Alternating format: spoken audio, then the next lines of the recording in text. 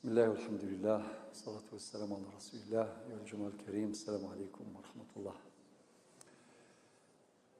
نحمد ربي نشكر في الميلي ثبوسا سنة زرد القرآن نملال ذي المسجد مسجد الشيخ الحداد بحضور هذه الوجوه، وجوه الخير، وجوه النور. لقاء مبارك تحفه الملائكة. نحمد ربي نشكر يسرد في مليلي بوسا، فالحمد لله الذي بنعمته تتم الصالحات. في سناث جزا الله خيرا كل من أسهم في توفير أسباب هذا اللقاء. أكن مالا وقاذ حضرا وقاذ قذشن باش داس مليلي بوسا داسني بارك يا ربي.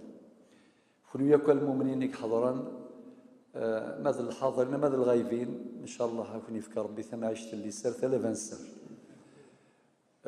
قلوبكم سبقت ابدانكم الى هذا المسجد المبارك، فجزاكم الله خير الجزاء. الاخوه القراء الذين حضروا وجملوا هذا اللقاء بهذه التلاوات المباركه جزاهم الله خيرا. وأثني على ما قال أخي محمد جزاه الله خير، وهو يحدثنا عن الحضارة التي بناها المسلمون بالقرآن، ويجب أن يعودوا مرة أخرى إلى القرآن من أجل بناء حضارة تسعد الإنسان ولا تشقيه. أوها ربي أكن من لا نحصو باللي من غالس أول ربي منهاج حياة. في شكل رسائل يعني في هذه الكلمة المختصرة.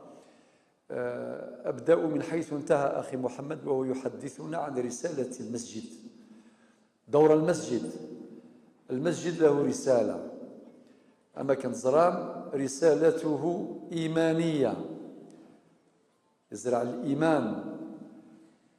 رسالته تعبدية، نعبد الله عز وجل جماعة في المساجد.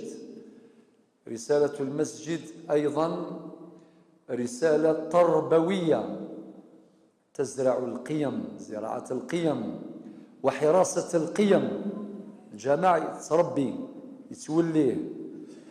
رسالة إصلاحية، إصلاح ما فسد.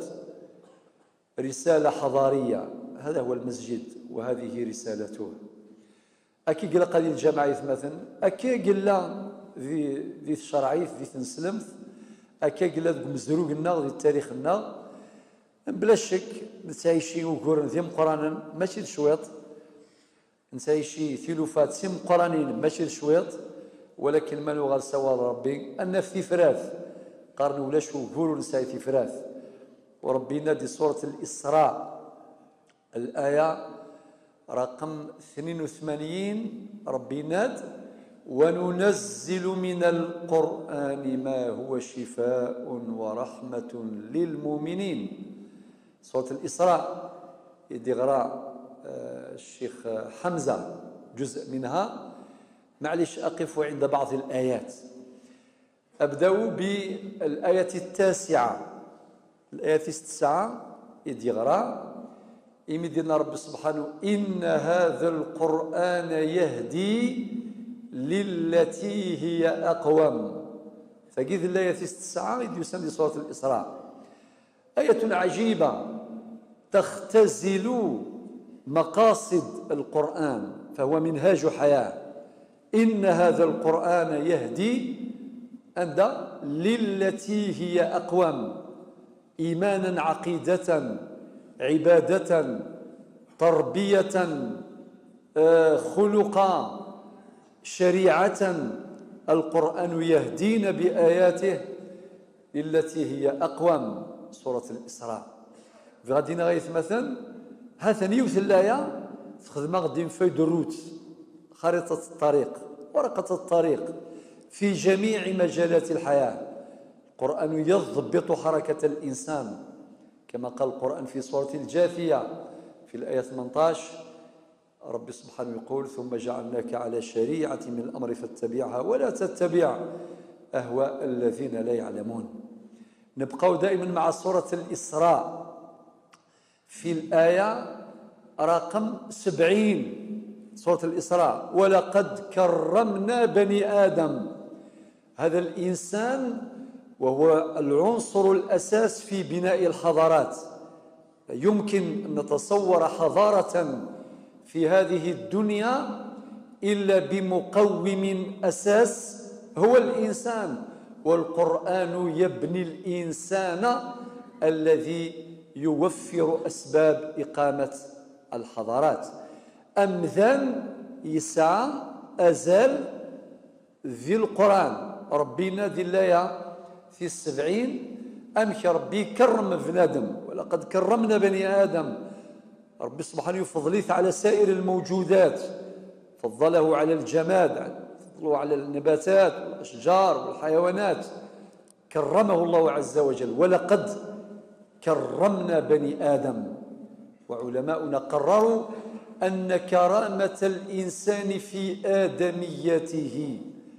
أمذن كرميث ربي ذمذان، يعني بغض النظر عن جنسه، عن عمره، لا يهم، هو مكرم بحكم الآدمية. فكي تسد في سورة الإسراء وكل سورة في الحقيقة منهاج حياة. ذي الآية 82 أشو غدينا ربي أغدي قراكو قورني تسعيشيم يغفلاني تسعيشيم وغرث القرآن تفهم تفراث. الآية 82 ربي ندوى: ننزل من القرآن ما هو شفاء ورحمة للمؤمنين. شفاء ورحمة لأمراضنا النفسية، لأمراضنا الاجتماعية، لخللنا الحضاري، لكل ألوان الخلل في جميع ميادين الحياة. نجد الحل في هذا القرآن. الآية 82 من سورة الإسراء: وننزل من القرآن ما هو شفاء ورحمة للمؤمنين. وبعدين ربي قول سقوذث القرآن سيظل هكذا يتلى ونسمعوه من أفواه أبنائنا، من أفواه قرائنا، هكذا إلى أن يرث الله الأرض ومن عليها. ربي ناد في سورة الإسراء مرة أخرى في الآية رقم 88.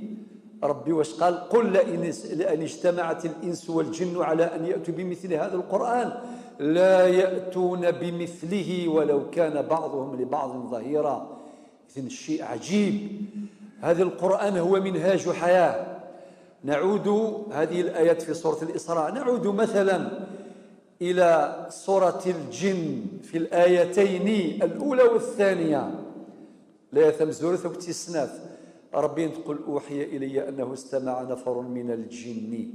وكذا قيل الجن مستعرفا الجن باش سنان استمع نفر من الجن فقالوا إنا سمعنا قرآنا عجبا يهدي إلى الرشد فآمنا به ولن نشرك بربنا أحدا.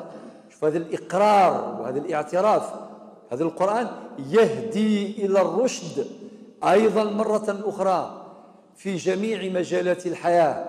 يهدي إلى الرشد في المجال التربوي السلوكي، في المجال الفكري، في المجال التعبدي، في المجال الاقتصادي المالي، في جميع مجالات الحياة. إن هذا القرآن يهدي، التي هي أقوم آية 9 من سورة الإسراء. إذن رب سبحانه أكد هنا في سورة الجن.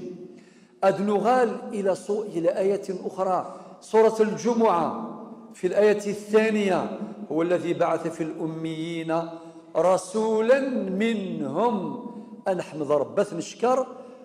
ربي اختار الرسول من البشر، يعني تعرفون سلوكه، تعرفون أخلاقه، تعرفون أمانته، تعرفون صدقه. هو الذي بعث في الأميين رسولا منهم يتلو عليهم آياته. إلى ها نسلاسك التلاوة نسلاسي الشيخ محمد وهو يحدثنا عن هذه التلاوات وفضل هذه التلاوات من شبابنا جزاهم الله خير، الأخ لطفي، الشيخ ياسين، الشيخ حمزة، الشيخ أيمن وغيرهم، الله يبارك ربي يبارك فيهم إن شاء الله. تجملوا بالقرآن وجملوا القرآن أيضا بأصواتهم، وكل هذا صحيح من الوجهين بل من وجوه أخرى. لذلك ربنا يقول: هو الذي بعث في الأميين رسولا منهم يتلو عليهم آياته ويزكيهم ويعلمهم الكتاب والحكمة. فإذا كان التعليم ينصرف إلى الرؤوس فإن التزكية تنصرف إلى النفوس. تزكية هذه النفوس بكلام الله عز وجل. أتوقف هنا، أنا أيضا مثلكم بودي أن أستمع إلى شبابنا وإلى قرائنا. أكتفي بهذا البيان، حفظكم الله وسدد خطاكم، آمين آمين، والحمد لله رب العالمين.